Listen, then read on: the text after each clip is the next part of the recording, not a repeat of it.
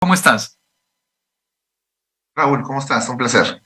Bueno, no le salió tan bien la cumbre de presidentes a Lula da Silva como él esperaba, ¿no? Él esperaba un encuentro, casi un club de amigos y ha tenido más de una polémica.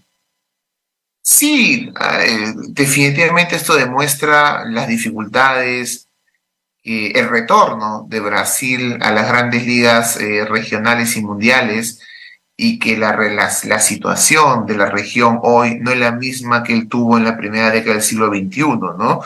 Que fue una década pues de mucho crecimiento económico, una década conocida por el boom de los commodities que favoreció mucho a la región y con un Sí. liderazgo mucho más sólido. Ahora, también seamos sinceros, este es un retorno, un primer paso. Recordemos que antes del surgimiento de UNASUR en 2008 y de lo que fue su antecedente, la Comunidad Sudamericana de Naciones, que nació en el 2003, la primera reunión fue el 2000, en la primera cumbre sudamericana promovida por Cardoso. En otras palabras, se demoró 3 años en construir la integración sudamericana y 8 años en tener UNASUR. Así que tampoco tenemos que creer que la ausencia de resultados concretos en esta cumbre es reflejo de un fracaso de procesos que suelen ser mucho más lentos. Pero Ujú. definitivamente creo que ni Brasil esperaba pues el nivel de tensión que se dio Sí. sobre algunos temas que fueron claves en estos últimos días. Pero ahora la sensación que me deja a mí es que Lula no sabe realmente en dónde está parado, es decir, no ha comprendido el nivel de falta de legitimidad que ha supuesto para él todo el caso Lavallato, del que él fue embajador, digamos, ¿no? Él sale elegido básicamente porque se enfrenta a Bolsonaro, que era un candidato que a muchos les resultaba incluso más reactivo que el propio Lula da Silva, y que su situación de liderazgo en el continente pues ya no es tan clara como en el momento en el que avanzaba Brasil con sus constructoras, sus inversiones, por supuesto su gran poderío económico y geopolítico, ¿no? Sí, no, resulta evidente que él está tratando de recomponer un poco el liderazgo muy venido a menos de Brasil en los últimos 5 o 10 años. Y lo hemos visto en las últimas semanas. Yo en verdad, yo pensé o pensaba que Brasil o el gobierno de Lula le iba a dar más importancia a las dinámicas internas de Brasil. Digamos, Sí, Bolsonaro ha dejado muchas minas antipersonales sí, sí. internas en Brasil. Yo pensé que su prioridad iba a ir por ahí y una vez solucionado el ámbito interno iba a transitar hacia lo externo. Pero no, me está sorprendiendo que No, de está arranque se ha metido en tratando, de arranque se ha metido en la guerra de Rusia con Ucrania, se ha metido en los BRICS, está muy sí, activo en su relación con China, ha tratado de ser mediador en la guerra entre Ucrania y Rusia, y se está metiendo con todo en el tema sudamericano y además también amazónico, porque se viene la cumbre sí, amazónica en 2 meses. Así que, claro, pero como tú dices, el Brasil que él gobernó no es el Brasil que llegó a ser incluso la sexta economía del mundo en su momento, exacto. pues no es el Brasil de hoy, ¿no? Y Mm, Lula, él como político tampoco es, ¿no? sí, Aunque creo que es consciente, a pesar de todo lo que tú has dicho, estoy de acuerdo, es consciente de que hay dinámicas en la región, como por ejemplo la cooperación y la integración, que son tan necesarias en el momento actual, que solamente puede ser lideradas por Brasil. O sea, ajá, Brasil sabe que hay dinámicas de integración y cooperación que sin Brasil no se logran. Y el mejor sí, ejemplo es Sudamérica. Así por que yo supuesto. creo que está jugando a eso. Por supuesto específico. Ahora, el highlight, digamos, el momento que todos recordaremos de esta cita fueron las declaraciones de Lula da Silva justificando el autoritarismo, la dictadura de Venezuela, con un argumento francamente muy setentero para comenzar, pero que además pues nadie se cree, ¿no? Es decir, o sea, el problema de Venezuela es que hablan mal de Venezuela.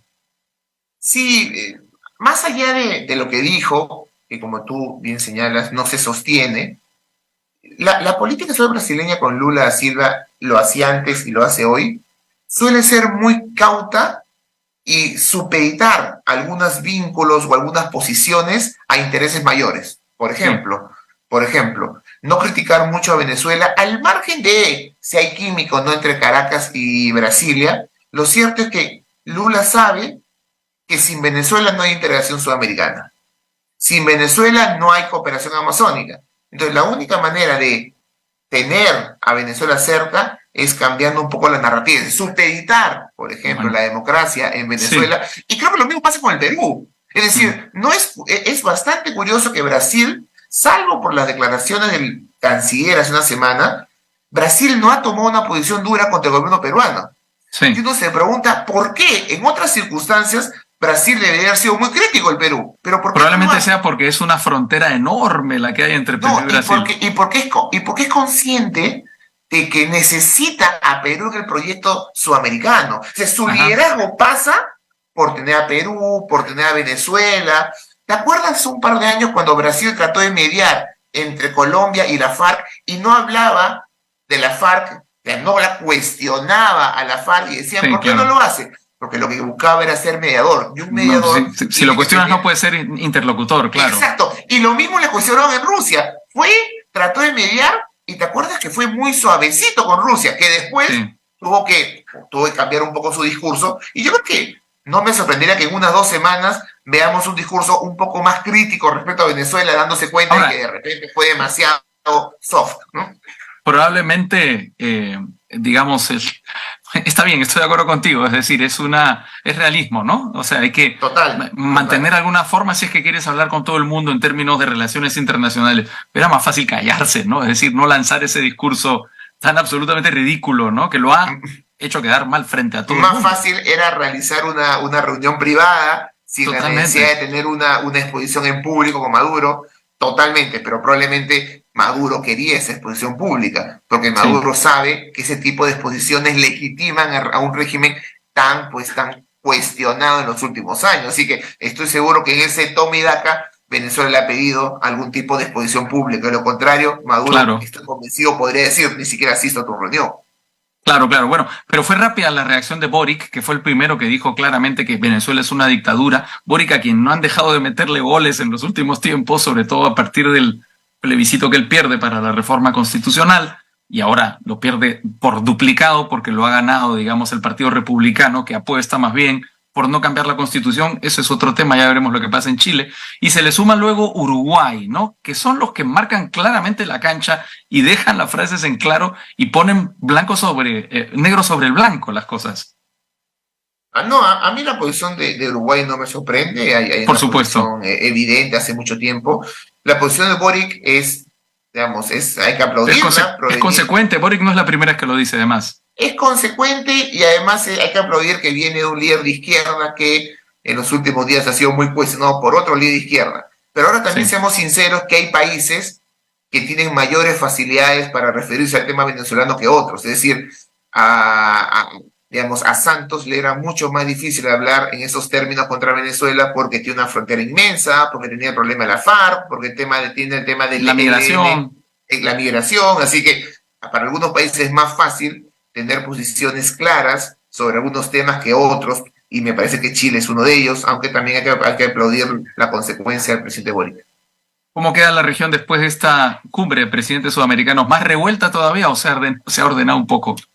No, yo creo que la cumbre ha demostrado que existen diferencias, es decir, yo creo que la cumbre ha demostrado que Brasil va a tener un hueso duro roer, más que en Chile, en Uruguay, porque también Uruguay le está teniendo problemas en Mercosur. Acordemos que Brasil quiere que Venezuela se reintegre a Mercosur y Uruguay ha dicho que eso es imposible. Así Mm. que yo creo que va a tener un hueso duro roer en Uruguay. Creo que hay diferencias que hay que aligerar, como las que hemos mencionado sobre Venezuela. Las diferencias entre Colombia y Perú también fueron parte de la cumbre, dicho de paso, ¿ok? Sí. También hubieron dardos entre colombianos y peruanos, así que hay diferencias en otros países que vamos a tener que aligerar. Pero lo importante acá es que yo creo que se ha planteado dos cosas que quiero reconocer. Uno, se ha planteado una hoja de ruta de crear un grupo de alto nivel que va a trabajar por 120 días una propuesta de integración. Uno. Y dos, se ha planteado también, desde la palabra del liderazgo brasileño, de Brasil, pues se ha recuperado algunos temas que en la UNASUR fueron importantes, como la infraestructura, lo energético, pero también se ha hablado mucho de integración económica, lo cual en UNASUR quedó algo olvidado desde su surgimiento en 2008. Así que me parece interesante que esos elementos, ahora queda por definir todavía cómo va a llevarse a cabo este proceso de integración. Ujú. ¿Se va a utilizar la UNASUR? ¿Se va a crear algo nuevo? Por lo pronto, Paraguay ya se reintegró a UNASUR, Colombia también, Brasil y Argentina también. Habría que preguntarse si el Perú es el siguiente en dar ese paso. Y a mí no me sorprendería que el Perú Mm. lo termine haciendo, lo cual sería bastante irónico, dicho ese paso. Completamente. Oscar Vidarte, internacionalista, muchas gracias por tu participación en Al Vuelo, como No, siempre. Un gran saludo. Raúl, un fuerte abrazo.